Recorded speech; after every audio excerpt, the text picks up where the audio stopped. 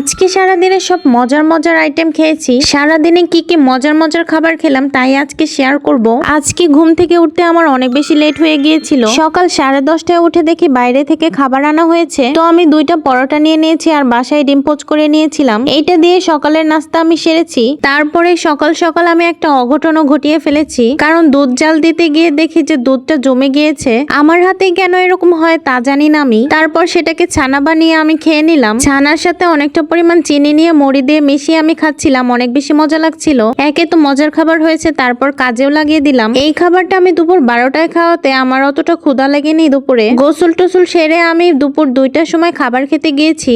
গতকাল রাতের বিরিয়ানি ছিল অনেকটা পরিমাণ, তো সেটাই গরম করে খেয়ে নিচ্ছিলাম। বিরিয়ানি আমার এমনিতেও অনেক বেশি পছন্দের, তাই আমার অনেক বেশি মজা লাগছিল খেতে। সাথে পেঁয়াজ বেরেস্তাও করে নিয়েছিলাম, সেজন্য অনেক বেশি মজা লাগছিল। দুপুরের খাওয়া দাওয়া শেষে আমি একটু ঘুমিয়ে নিয়েছিলাম। ঘুম থেকে উঠতে উঠতে আমার সন্ধ্যা লেগে গিয়েছিল। দেখলাম সবাই মিষ্টি খাচ্ছে, তো আমারও মন চাচ্ছিল একটু মিষ্টি খাই। তো আমি একটা মিষ্টি খুব ভালো মতো খেয়ে নিলাম। মিষ্টি আমার তেমন একটা ভালোও লাগে না। তো এই ছিল আমার আজকের সারাদিনের মজার মজার খাওয়া দাওয়া। আমার আজকের ভিডিওটা তোমাদের কাছে কেমন লাগলো তা কিন্তু অবশ্যই কমেন্ট বক্সে জানিয়ে যেও। আল্লাহ হাফেজ।